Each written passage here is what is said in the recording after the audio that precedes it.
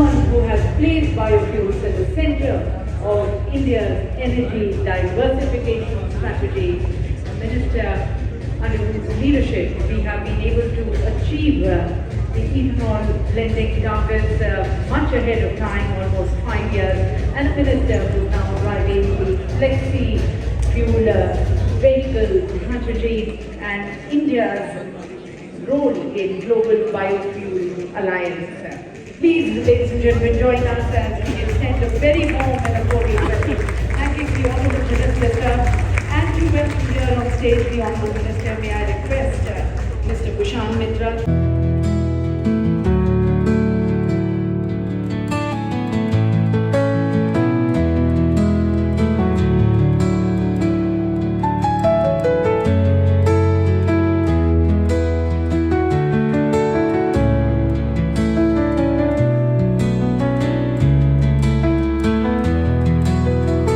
The target of 20% ethanol blending 5 years early. In a country where we are used to target stripping by decades, how do you manage to do this 5 years early? First of all, thank you very much for inviting me. Thank you for the warm welcome. You referred to events in Parliament and the world. All I can say is that for people like me, it's business as usual. So I'm very happy to be here. The ethanol blending process, you can, if you are a believer in developmental science, developmental economics, I think you must look at what was done before 2014 and what we've been able to do after 2014. I think the desire to go down the biofuels route, that desire was there well before 2014. I recall when I was ambassador to Brazil, the then government of the day in Delhi had already declared that they wanted to see and achieve a target of 5% biofuel blending in 10 of our states and union territories. We tried hard, but failed. I think what was the distinguishing feature in the pre-2014 process, when we ended 2014 with what, 1.53% of blending, and the post-2014 process was that here, led by the Honorable Prime Minister, we looked at it not as just one mission, but you had to build an entire ecosystem to achieve that target. And today, we can look back with the benefit of hindsight. I'm sorry, I'm going before the 20% blending target, which we've achieved 5 years in advance. The first target was 10%. And I can share with you some of my anxiety when I was associated with this program, when I got the petroleum and natural gas ministry I was assigned to it, that even when it came to the 10% biofuel blending, I used to have some doubts a little, because we had to achieve it by 2022, I think. And I came on board in 2021 and I said, will we be able to do it? Because my own conditioning was in the pre-2014 period. But no, lo and behold, we got that target 5 months in advance. Then we set ourselves a target of 20%. And now I come to where you asked me, we did that 5 years in advance. But I don't think it is just, Kushan, I don't think it's just the achievement of the target. You can sometimes meet your overall goals, but how you do it. I want to draw your attention to 2 or 3 major changes. One is the diversification of the feed. Earlier, going by the Brazilian experience, Brazil is a country 3 times our land area, 1/6 our population, with 22% of the world's freshwater reserves. For them, sugar is not a problem. And Brazil can, with a little bit of effort, they can increase the area under acreage many times. But we have 6 times the population, 1/3 their area. We have to look at ethanol blending, or I'll come to biogas, I'll come to green hydrogen, with a different set of challenges. And I think a lot of people who said that, you have to look at food security, I used to think even then that was a baloney argument. And now I'm convinced even more. Because in India's case, if you go down the biofuel, who are the beneficiaries? Your farmers, your agricultural sector. What do you say? I'm not just talking about environmental plus points. I'm talking about something else. You say foreign exchange. What did we say? 1,40,000 crores. What did you do? You gave, where did you give the money? You gave 1,20,000 crores or thereabouts to your farmers. And at a time when the rural sector is in, I wouldn't say distress, they were, you used to hear about these challenges, you used to hear about farmers having to face existential. We did a lot of things. We tried to put more money into the farmers' hands. MSP has gone up many times, more crops have come under it. But the biofuels program, suddenly you find that when you discuss agrarian issues, the ethanol blending program or the biofuels program has become a very integral part of that. I shudder to think what would happen. I know there is an attempt going on at vilification. I mean, Kushan, you and I have been around a long time. Your father and I used to belong to a different era when we were in the university. We grew up in different time. But now there are vested interests, economic interests. So there's vilification. I saw that vilification campaign even when we were dealing with compressed biogas. अरे ये ठीक नहीं है, वो ठीक नहीं है, गाड़ी बैठ जाएगी, दाम बढ़ जाएगा. अरे भाई, have faith. If you have faith in yourself, you have faith in your biomass, in your agriculture, you have faith in your Urja Data, Annadata, you will find that things will work out. Prices of CNG, when they became high, people told me the manufacturers will not, manufacture cars. You have an embarrassment of riches. You've got 113 CBG plants. I'm not trying to digress, I'm just trying to show the nature of the vilification campaign. You got another 113 plants, operational CBG, another 78 coming. Ethanol, I stopped counting. And they're coming up every day. Today I had a colleague of mine said कि हमारा एक बहुत बड़ा ethanol plant तैयार हो गया. Will you please come to inaugurate it? So ethanol is now got diversified feeds. I have a situation where from 0% use of maize a few years ago, we are at about 40% maize utilization. When they talk of sugar, they don't realize we're not using sugar as in syrup. We are using what is called C-heavy molasses. After you take the sugar syrup out of the cane, then you निचोड़ने को क्या कहते हैं, wrench it. Then you get B-heavy molasses. Then when nothing is left red and you nichodo it more, then you get C-heavy molasses. So you have C-heavy molasses. Our plant in Panipat, the IOCL plant, is making second generation ethanol from parali, agricultural waste. Today, we have a system of giving good news in the cabinet. Today, I mentioned that yesterday or the day before, Corsair, which is the clean air environmental arm of ICAO, International Civil Aviation Organization, they have certified the use of used cooking oil in the Panipat refinery to make sustainable aviation fuel. We are making ethanol from broken food grain. So I think this is the program which has taken off.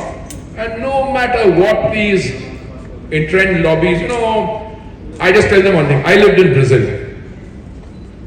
The same car manufacturers were operating in Brazil. German, Japanese, the same operating here.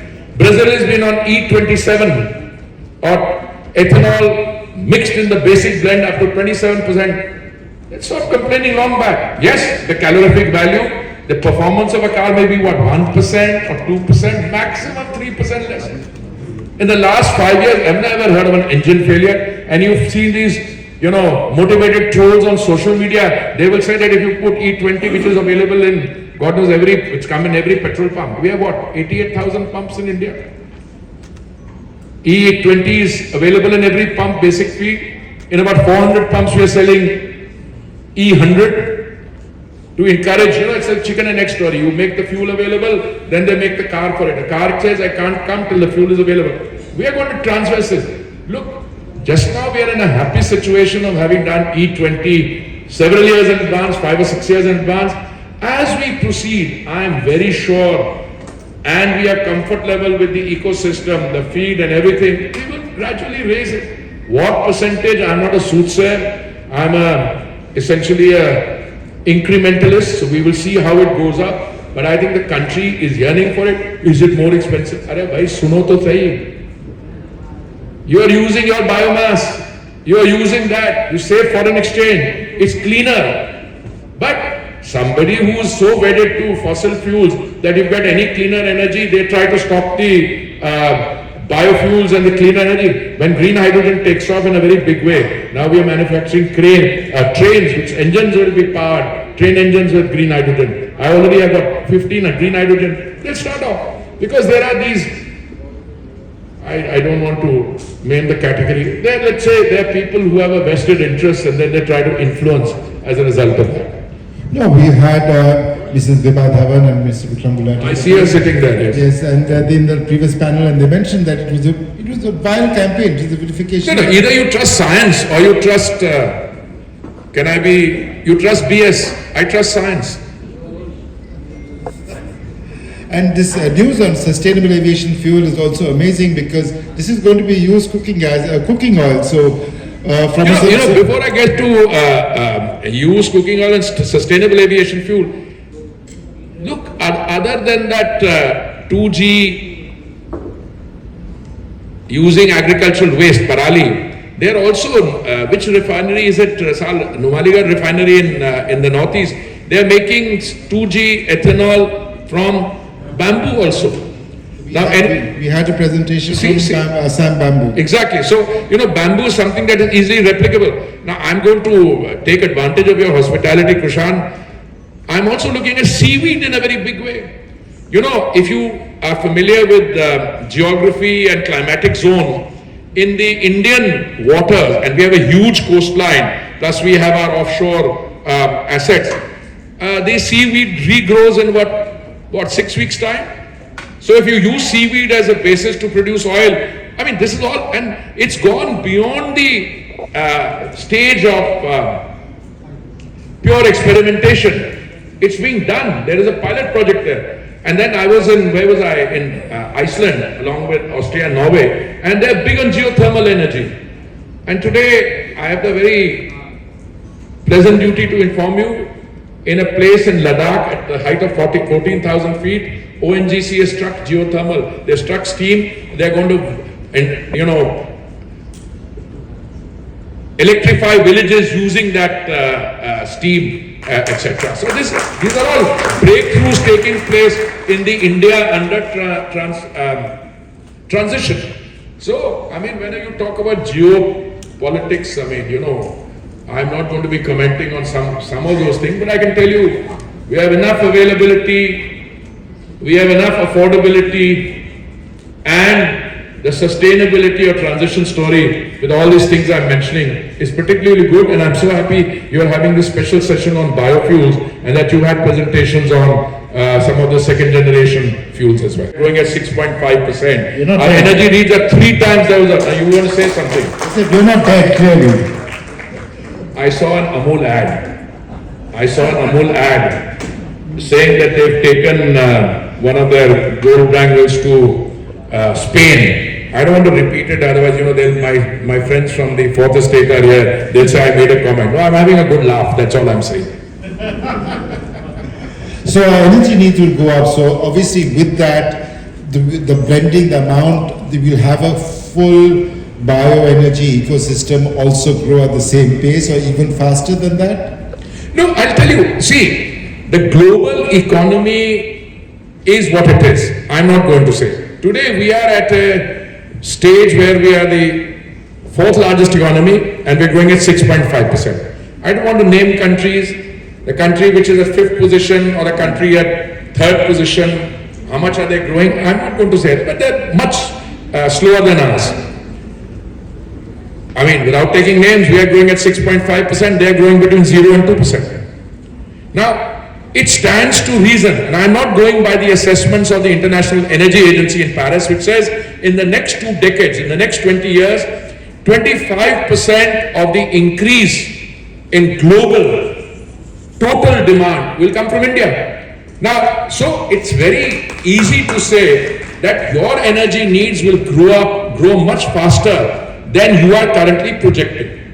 So I can say that your need for conventional fuels, you are going into biofuels in a big way. Will it remain at 20%? I don't know. I think it will go up. By how much will it go up? We will now take the stakeholders around. Vilification campaigns will not stop it. CBG will grow up. Natural gas will grow up. The mix of natural gas will grow up. Our E&P will go up. We are now, what, 6 to 8% of our sedimentary basin, we are around 8% or so. We will take it to 15%. We opened up 1 million square kilometers of no-go area for prospecting.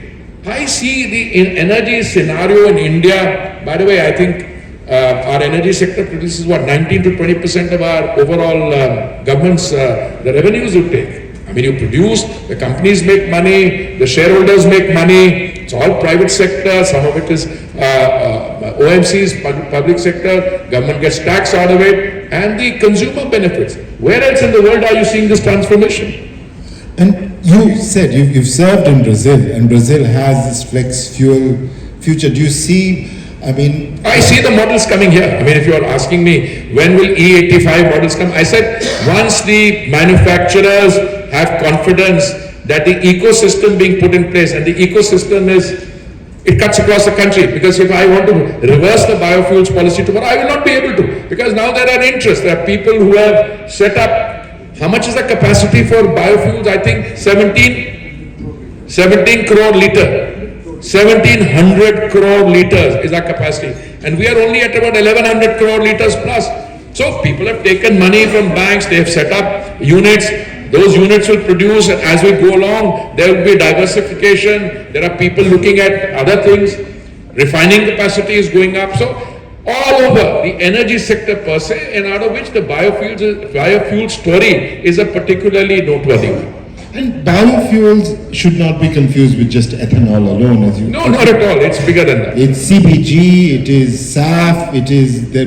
Why do you think I brought those things in? Exactly, because I didn't want to think that. And by the way, sometimes I have this debate with my friends from Europe, and I see a lot of you sitting here. A lot of people think that biofuels in their full range and diversity can be produced anywhere in the world. I don't think so. You need biomass. You need countries like India, which have agriculture. You need countries like Brazil, maybe China, maybe the United States, but not everywhere. You're not going to be able to produce these if you have extreme weather conditions which don't permit this kind of biomass.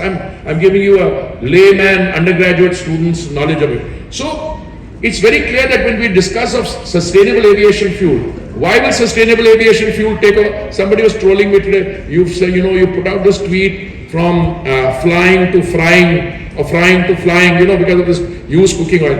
What was happening earlier? People were taking the used cooking oil and exporting it. Why? Because there was no use for it. Now we have a refinery which can use it. So the question is, will the people who are aggregating that used cooking oil, will they still like to export it? No, if you give them a remunerative price, they would rather sell it to your refinery, and that can be used. When will sustainable aviation fuel take up? Again, these are several concentric circles. But I think if the European Union decides to mandate, let's say, a certain percentage of sustainable aviation fuel, it will take off. By the way, we ran a flight. Ran means we operated. We means when I was civil aviation minister. An Air Asia flight, I think, operated from Pune to Delhi using 1% sustainable aviation mix. And I remember in a press conference after that, somebody asked, when are you going to do it? Well, I said, on my own. I said by the year we'll reach 2027, we'll do 3%, then we'll do 5%. I don't remember 2, 3, 5. I did it. Somebody asked me when was that decision taken. I said I just announced it. You see, you have to create a narrative. If you have sustainable aviation fuel, I used to worry how it is what the Panipat refinery, if it can make it from used cooking oil. There are other people who will make it from other things. I've been in touch with many of the domestic biofuels producers in different parts of the country, and they assured me they can do it. So I think we are on the road to that. Today, biofuels is more than just ethanol, but ethanol is a very big story. Ethanol is a very successful story, and there is no problem with the engine. The German, Japanese, all of them will tell you they're running the same engine there. There's been no case of engine failure. So anybody who's trying this BS approach to vilification is not going to work. Interesting. We have a refining capacity today at about 260, 270 million metric tons per annum. We have arrangements in place for what, 320. But will you take it up to 400? We'll take it up to 450. People say, but you know, the use of fossil fuels will decline by then. There's a famous economist, I think in Shell, who made the mistake of writing in 1976 that the oil will peak by 2000. And a lot of people made a lot of mistakes and lost a lot of money with this kind of a prediction. If you were to ask any amateur economist, no matter where he or she is working, when will oil peak, they will say, I don't know. Maybe not by 2040, certainly not by 2030, probably not by 2040. Look, all this is going to be around. What we are doing is, we are also exporting in a big way. We have a refinery in a SEZ. They import crude oil from outside, export it. I have nothing to do with that. You understand? But our own companies, they are both importers and exporters. India, in the coming years, I think, when the global scenario rationalizes, India will be one of the 3 or 4 big hubs. And our own utilization of fuel will be very high. I see biofuel continuing to play a very big story. And when you talk about CNG, etc., look at where it's being used. It's one of the major transport providers. You know, 70% of our vehicular traffic on the roads is what, 2-wheelers and 3-wheelers? They are on CNG or replaceable batteries. And you're also going to see innovation, obviously. As 100%. There's a whole ecosystem of startups, etc. Much of what is happening there is a local innovation. As you said, seaweed as well. We've got No, seaweed is hard. You see, what happened is, many years ago there was somebody who was dealing with seaweed, but somebody said कि यहाँ पे laws नहीं देना, and it suddenly shifted to a country in the ASEAN region. Till I was having a conversation, we located him, came back. Now HPCL has a pilot plant. Now one of the lieutenant governors in an offshore union territory is in touch with me. Now people are vying. So there is a lot of activity taking place on all these fronts. And of course, energy security also becomes very important over here. And biofuels obviously more so now. And we've stood up for our own energy security. We're not given to bullies. But biofuels obviously play a key role in ensuring our energy security going forward, right? Absolutely, absolutely. Okay. Thank you so much, sir. I won't take much of your time. I know the media is also... No, I enjoyed talking to you, Kushal, not only because you remind me so much of my friend Chandan and Sutra, but you know, you have the same driving spirit, so more strength to your elbow. All I can say is that I enjoyed this discussion on biofuels. Insofar as the media waiting to talk to me, it will have to be on biofuels, guys, today. For your time, really appreciate your help with this event. So the first award, ladies and gentlemen, is to the Biofuel Startup of the Year. It's Biofuel. Biofuel, India's pioneering B2B digital platform for biofuel and raw material trading. May I request a representative from the startup, Biofuel, to please join us.